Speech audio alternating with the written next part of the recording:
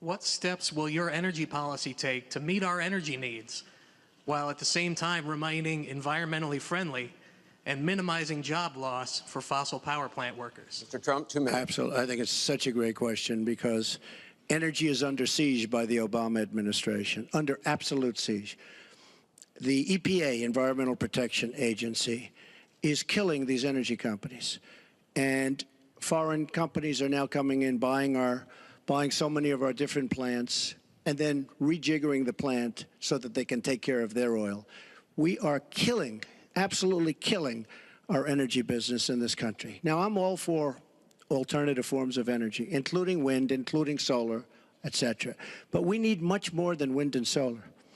And you look at our miners. Hillary Clinton wants to put all the miners out of business. There is a thing called clean coal. Coal will last for 1,000 years in this country. Now we have natural gas and so many other things because of technology. We have unbelievable, we have found over the last 7 years, we have found tremendous wealth right under our feet. So good, especially when you have 20 trillion in debt. I will bring our energy companies back. They'll be able to compete. They'll make money. They'll pay off our national debt. They'll pay off our tremendous budget deficits, which are tremendous. But we are putting our energy companies out of business. Justice Scalia, great judge, died recently, and we have a vacancy. I am looking to appoint judges very much in the mold of Justice Scalia. I'm looking for judges, and I've actually picked 20 of them, so that people would see, highly respected, highly thought of, and actually very beautifully reviewed by just about everybody, but people that will respect the Constitution of the United States. And I think that this is so important. Also, the Second Amendment, which is totally under siege by people like Hillary Clinton. They'll respect the Second Amendment and what it stands for, what it represents. In 2008, you wrote in one of your books that the most important characteristic of a good leader is discipline. You said, if a leader doesn't have it, quote, he or she won't be one for very long. In the days after the first debate, you sent out a series of tweets from 3 a.m. to 5 a.m., including one that told people to check out a sex tape. Is that the discipline of a good leader? No, it wasn't check out a sex tape. It was just take a look at the person that she built up to be this wonderful Girl Scout, who was no Girl Scout. By the way, just so you understand, when she said 3 o'clock in the morning, take a look at Benghazi. She said, who's going to answer the call at 3 o'clock in the morning? Guess what? She didn't answer because when Ambassador Stevens... The question is that the discipline of a good leader? 600 times. Well, she said she was awake at 3 o'clock in the morning. And she also sent a tweet out at 3 o'clock in the morning, but I won't even mention that. But she said she'll be awake. Who's the famous thing? We're going to answer our call at 3 o'clock in the morning. Guess what happened? Ambassador Stevens sent 600 requests for help. And the only one she talked to was Sidney Blumenthal, who's her friend, and not a good guy, by the way. So, you know, she shouldn't be talking about that. Now, tweeting happens to be a modern-day form of communication. I mean, you can like it or not like it. I have, between Facebook and Twitter, I have almost 25 million people. It's a very effective way of communication. So you can put it down, but it is a very effective form of communication. I'm not unproud of it, to be honest with you. Well, I consider her statement about my children to be a very nice compliment. I don't know if it was meant to be a compliment, but it is a great. I'm very proud of my children. And they've done a wonderful job, and they've been wonderful, wonderful kids. So I consider that a compliment. I will say this about Hillary. She doesn't quit. She doesn't give up. I respect that. I tell it like it is. She's a fighter. I disagree with much of what she's fighting for. I do disagree with her judgment in many cases, but she does fight hard, and she doesn't quit, and she doesn't give up, and I consider that to be a very good trait. But for you to say that there was nothing wrong with you deleting 39,000 emails, again, you should be ashamed of yourself, what you did. And this is after getting a subpoena from the United States Congress. We have to move on. You Secretary did that- Clinton, you can wait a minute, respond, and then we got to one move on. We want to If you give did the that in audience private sector, a you'd chance be put here. in jail, let alone after getting a subpoena from the United States Secretary Congress. Clinton, you can respond. Then we have to move on to an audience question. Look, it's just not true. And so please you go didn't to delete them? Allow her to respond, for please. personal emails, not official. 33,000? Not well. We turned over 35,000. So Oh, yeah. it was. What about the other 15,000? Please allow her to respond. She didn't talk while you talked. Yes, that's true. I didn't. Because you I have didn't nothing in to the say. first debate, and I'm going to try not to in this debate because I'd like to get to the questions that the people have brought here tonight to talk to us about. And get off this question. Okay, Donald. But when you talk about apology, I think the one that you should really be apologizing for, and the thing that you should be apologizing for, are the 33,000 emails that you deleted and that you acid washed. And then the 2 boxes of emails and other things last week that were taken from an office and are now missing. And I'll tell you what, I didn't think I'd say this, but I'm going to say it. And I hate to say it. But if I win, I am going to instruct my Attorney General to get a special prosecutor to look into your situation, because there has never been so many lies, so much deception. There has never been anything like it. And we're going to have a special prosecutor. When I speak, I go out and speak. The people of this country are furious. In my opinion, the people that have been long-term workers at the FBI are furious. There has never been anything like this where emails and you get a subpoena, and after getting the subpoena, you delete 33,000 emails. And then you acid wash them, or bleach them, as you would say, a very expensive process. So we're going to get a special prosecutor, and we're going to look into it, because you know what? People have been, their lives have been destroyed for doing 1/5 of what you've done, and it's a disgrace. And honestly, you ought to be ashamed of yourself. Secretary Clinton, I want to follow up on that. I'm going to let you talk about emails. Because everything he just said is absolutely false, but I'm not surprised. In the first debate, And the audience needs to calm down here. I told people that it would be impossible to be fact-checking Donald all the time. I'd never get to talk about anything I want to do and how we're going to really make lives better for people. So once again, go to HillaryClinton.com. We have literally Trump. You can fact-check him in real time. Last time at the first debate, we had millions of people fact-checking, so I expect we'll have millions more fact-checking because, you know, it's just awfully good that someone with the temperament of Donald Trump is not in charge of the law in our country. Yeah, because you'd be in jail. Secretary Clinton. The question is, do you believe you can be a devoted president to all the people in the United States? That question begins for Mr. Trump. Absolutely. I mean, she calls our people deplorable, a large group, and irredeemable.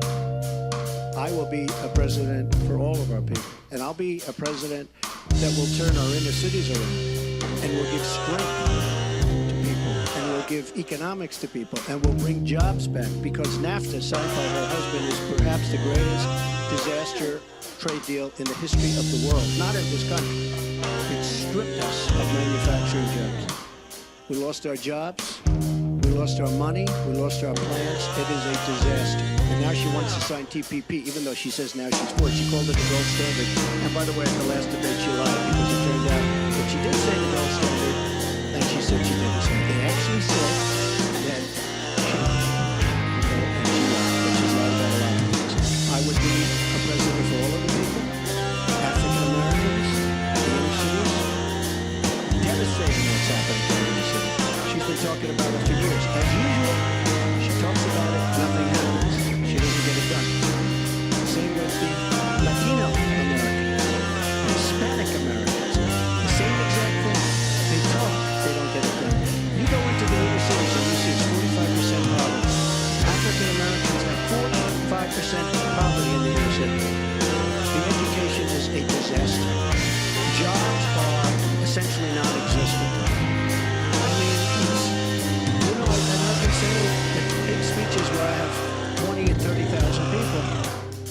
have to lose.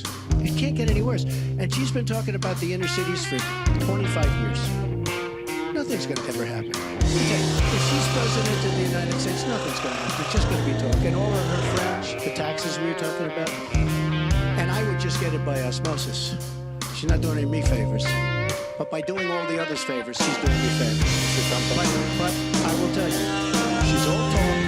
It doesn't get done. All you have to do is take a look at her Senate run. Take a look at upstate New York. It's tremendous stuff. That money turned out to be a disaster. So important. And Hillary mentioned something about contributions to savings there. So I will have in my race more than $100 million putting up my money. Meaning I'm not taking all of this big money from all of these different corporations like she's doing. What I ask is this: I'm putting in more than, by the time it's finished, I'll have more than $100 million invested. Really, it's a funding line. We're raising money for the Republican Party. Tremendously by the small donation, $61 average or so. I asked Hillary, why doesn't she make $250 million by taking office? She used the power of her office to make a lot of money.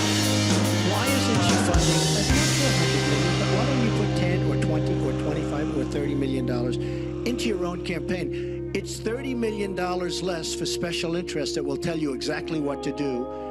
And it would really, I think, be a nice sign to the American public. Why aren't you putting some money in? You have a lot of it. You've made a lot of it because of the fact that you've been in office. You made a lot of it while you were Secretary of State, actually. So why aren't you putting money into your own campaign? I'm just curious. So, Mr. Trump, let me add to that. When you walked off that bus at age 59, were you a different man, or did that behavior continue until just recently? And you have 2 minutes for this. As I told you, that was locker room talk. I'm not proud of it. I am a person who has great respect for people, for my family, for the people of this country, and certainly I'm not proud of it. But that was something that happened. If you look at Bill Clinton, far worse, minor words, and his was action.